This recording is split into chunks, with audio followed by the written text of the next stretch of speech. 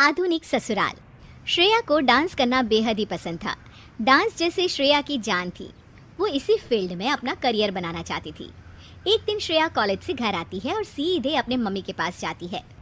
Mummy, आज हमारी college में शहर की सबसे अच्छे डांस एकेडमी वाले आए थे। उन्होंने एक डांस कंपटीशन रखा है। जो इस कंपटीशन में फर्स्ट आएगा उसे वो एकेडमी फ्री में डांस ट्रेनिंग देंगे। अगर उस डांस कंपटीशन में मैं जीत गई तो मेरा डांस कोरियोग्राफर बनने का सपना पूरा हो जाएगा। श्रेया, तुम पागल हो गई हो क्या? तुम जानती हो ये सब हमारे घर में नहीं चलता। पापा और दादाजी कभी तुम्हें इस बात की इजाजत नहीं देंगे। मम्मी प्लीज मुझे एक मौका तो देकर देखिए। अगर मैं सिलेक्ट नहीं हुई तो मैं आगे से इस बारे में कभी कोई बात नहीं करूंगी। Please mummy please. श्रेया, तुम एक अच्छे घर की लड़की हो, तुम्हें ये सब शोभा नहीं देता। अगर फिर भी तुम्हारी जिद है तो जाओ अपने दादाजी से बात कर लो। वैसे तो श्रेया अपने दादाजी से बहुत डरती थी, लेकिन वो ये मौका नहीं खोना चाहती थी, इसलिए हिम्मत करके अपने दादाजी से पूछ ही लेती है। दादाजी, मैं एक डांस कंपटीशन में पार्टिसिपेट करना चाहती हूँ। श्रेया, ये तुम क्या बोल रही हो? हमारे घर के संस्कार नहीं है कि हमारे घर की बहू बेटियां दूसरों के सामने नाचे। दादाजी प्लीज, ये मौका मुझे दोबारा नहीं मिलेगा। मैंने कह दिया ना, ना मतलब ना। हम तुम्हें कॉलेज में पढ़ा रहे हैं, यही तुम्हारे लिए बहुत बड़ी बात है।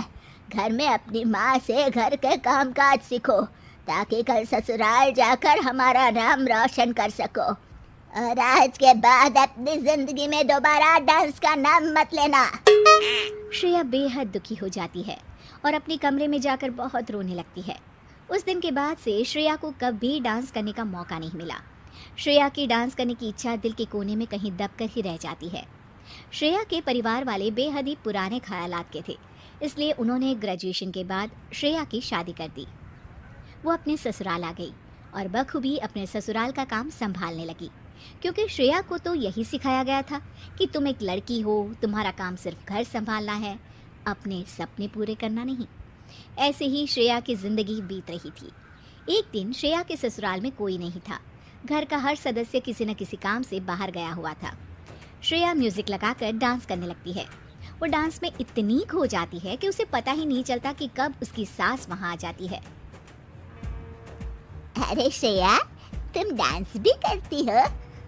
सास की आवाज़ सुनकर श्रेया घबराकर म्यूजिक बंद कर देती है। घबराहट में श्रेया के पसीने छूटने लगते हैं। वो सोचती है कि अगर इस बात की शिकायत उसके मायके में कर दी तो क्या होगा।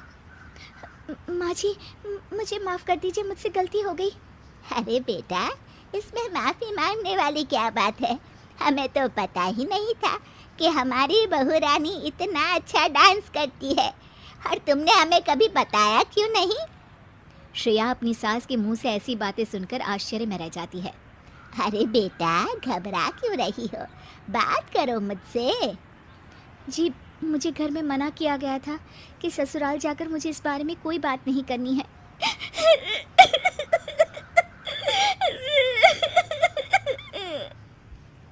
श्रेया की सास श्रेया को प्यार से पकड़कर अपने पास बिठाती है और उसे चुप कराती है। फिर श्रेया अपनी सास को बताती है कि किस तरह से उसके मायके वालों ने उसके इस सपने को कुचल कर रख दिया। मुझे तो आश्चर्य होता है बेटा कि इस ज़माने में भी लोग बेटियों पर इतनी पाबंदी लगाते हैं। अब तू हमारे घर आ गई है, हमारे घर की बेटी है। हमारी बहू का सपना पूरा करना हमारी जिम्मेदारी है।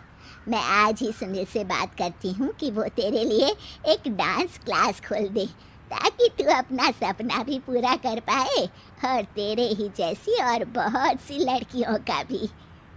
अपनी सास के मुंह से ये बात सुनकर श्रेया की खुशी का ठिकाना नहीं रहता। माँ जी, मैं आपका किस तरह से धन्यवाद करूं?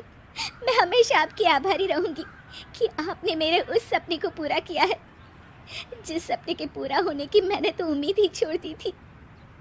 श्रेया के ससुराल वाले आधुनिक विचार वाले थे, इसलिए वो उसके लिए डांस क्लास खोलते हैं।